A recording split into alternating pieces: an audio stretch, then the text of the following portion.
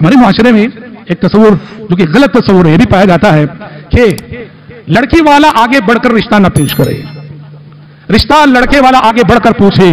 لیکن اگر لڑکی کا باپ آگے بڑھ کر رشتہ پیش کرے اس کو معیوب سمجھا جاتا ہے، اس کو اچھا نہیں سمجھا جاتا کہ کوئی بھائی اپنی بہن کا رشتہ آگے بڑھ کر کسی کے سامنے پیش کرے، کوئی باپ اپنی بیٹی کا رشتہ آگے بڑھ کر کسی کے سامنے پیش کرے۔ معاشرہ یہ چاہتا ہے کہ جو لڑکے والے وہ آگے بڑھ کر آئیں، وہ پیشکش کریں، وہ مطالبہ کریں، لیکن یہ تصور درست نہیں ہے، یہ تصور درست نہیں ہے۔ لڑکی والا باپ یا لڑکی کا باپ، لڑکی کا بھائی، لڑکی کا جو بھی ولی ہے آگے بڑھ کر وہ پیشکش کر سکتا ہے، بلکہ شریعت میں یہاں تک اجازت ہے کہ اگر کسی لڑکی کو نیکی کی وجہ سے، تقوی کی وجہ سے، دینداری کی وجہ سے کوئی لڑکا پسند ہے، وہ آگے بڑھ کر اپنے باپ سے درخواست کر سکتی ہے، وہ آگے بڑھ کر اپنے ولی سے کہہ سکتی ہے، یہاں تک اجازت ہے۔ آپ ذرا حضرت موسیٰ علیہ السلام کا واقعہ پڑھیے، سورۃ القصص میں اللہ رب العزت نے حضرت موسیٰ علیہ السلام کا واقعہ جو ذکر کیا ہے، بڑی عبرتیں ہیں۔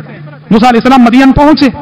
مدین کے پنگھٹ پہ وہ تفصیلات ہیں جو ہم نے پچھلے خطبوں میں آپ کے سامنے بیان کی، کسی خطبے میں بہرحال دونوں بچیوں کو دیکھا، وہ اپنی بکریوں کو روکے ہوئے ہیں، پہلے آئی ہیں اور سب سے آخری میں پانی پلا رہی ہیں۔ حضرت موسیٰ علیہ السلام نے ان کی مدد کی، ان کی بکریوں کو پانی پلایا اور پانی پلا کے ان دونوں لڑکیوں کو روانہ کر دیا۔ بچیاں جب وقت سے پہلے، آج خلاف معمول وقت سے پہلے گھر پہنچ گئی، بوڑھے باپ نے پوچھا آج ماجرا کیا ہے کہ بہت جلد آ گئی؟ بچیوں نے کہا ایک مسافر جو اجنبی مسافر تھا آج اس نے ہماری مدد کر دی، اس نے پانی پلا دیا، اس لیے آج ہم وقت سے پہلے آ گئیں۔ بوڑھے باپ نے کہا اجنبی مسافر اس نے مدد کر کے ہم پہ احسان کیا تو پھر اس کے احسان کا بدلہ دینا ہمارے لیے ضروری ہے، جاؤ اس اجنبی مسافر کو بلا لاؤ۔ قرآن کہتا ہے فجاءت احداهما تمشي على استحياء، ایک بچی، ایک لڑکی شرماتی ہوئی چلی آئی اور آ کے موسیٰ علیہ السلام جو ان کی نظروں میں ایک اجنبی مسافر تھے اس سے کہا ان ابی يدعوك ليجزيك اجر ما سقيت لنا، آپ نے ہماری بکریوں کو پانی پلا کر ہم پہ جو احسان کیا ہے، ہمارے والد اس احسان کا بدلہ دینے کے لیے آپ کو بلا رہے ہیں۔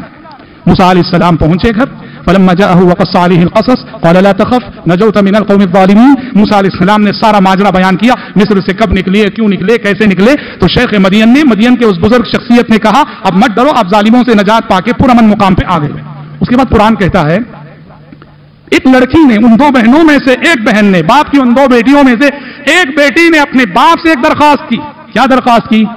یا قالت احداهما یا ابت استاجر ان خیر من استاجرت القوی الامین، ابا جان یہ جو نوجوان ہے نا اس کو گھر میں کام پہ رکھ لیجئے، اس کو گھر پہ کام کے لیے رکھ لیجئے، ان خیر من استاجرت القوی الامین، اس لیے کہ میں نے اس نوجوان کے اندر قوت دیکھی ہے، طاقت دیکھی ہے اور امانت دیکھی ہے، بڑے امانتدار اور بڑے طاقتور ہیں یہ نوجوان۔ دیکھو الفاظ کیا ہیں، بیٹی یہ کہہ رہی ہے کہ ان کو گھر پہ رکھ لیجئے، کام پہ رکھ لیجئے، اس لیے کہ میں نے ان کے اندر امانت داری اور طاقت دیکھی ہے۔ الفاظ تو یہ کہہ رہے تھے کام پہ رکھ لیجئے، لیکن ان الفاظ کے پیچھے اس نوجوان بچی کے جذبات چھپے ہوئے تھے، ان الفاظ کے پیچھے اس نوجوان بچی کے جذبات چھپے ہوئے تھے، اور باپ دور اندیش تھا، باپ سمجھ گیا کہ بچی کیا کہہ رہی ہے۔ وہ کہہ رہی الفاظ تو یہ کہہ رہے ہیں کہ گھر میں رکھ لیجئے، کام کے لیے رکھ لیجئے، لیکن بچی کا مقصود کیا تھا؟ بچی یہ کہنا چاہ رہی تھی کہ داماد بنا لیجئے، لیکن با حیاتی، شرم و حیا والی تھی، کھل کے نہیں کہہ سکتی تھی۔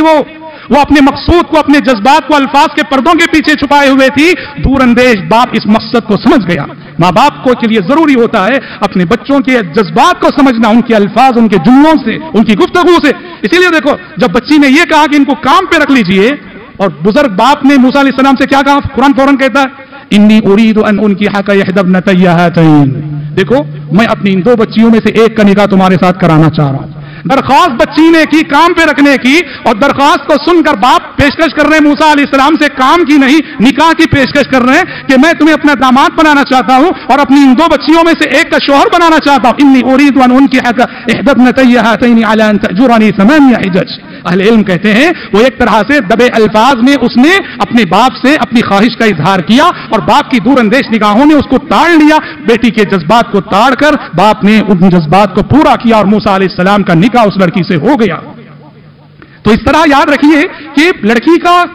آگے بڑھ کر اپنے باپ سے یا اپنے بھائی سے کہنا، اس میں کوئی غلطی نہیں۔ غلط یہ ہے اور 1000 بار غلط ہے کہ اپنے ولی، اپنے گھر والوں اور خاندان والوں کی اجازت کے بغیر وہ ڈائریکٹ کسی لڑکے کے رابطے میں آئے اور اس سے وہ ہم کلام ہو، اس سے وہ پیشکش کرے، یہ 100 بار غلط ہے۔ لیکن باپ سے کہنے میں لیکن شرط یہ ہے کہ کہنے کی بنیاد یہ ہو کہ دین کی بنیاد پہ پسند کیا جا رہا ہو، اخلاق کی بنیاد پہ پسند کیا جا رہا ہو، اچھے کیریکٹر اور کردار کی بنیاد پہ پسند کیا جا رہا ہو۔ تو لڑکی یا لڑکی کے سرپرست کا آگے بڑھ کر پیشکش کرنا شرعاً اس میں کوئی مضائقہ نہیں۔ حضرت عمر بن خطاب رضی اللہ تعالیٰ عنہ نے اپنی बेटी का रिश्ता हजरत अबू बकर पे पेश किया था, हजरत हफ्सा का आगे बढ़कर पेश किया। अबू बकर सिद्दीक रज़ी अल्लाह अन्हु को मालूम था कि प्यारे नबी इरादा रखते हैं, इसलिए हजरत अबू बकर ने माजरत कर ली और उस दरख्वास्त को कबूल नहीं किया।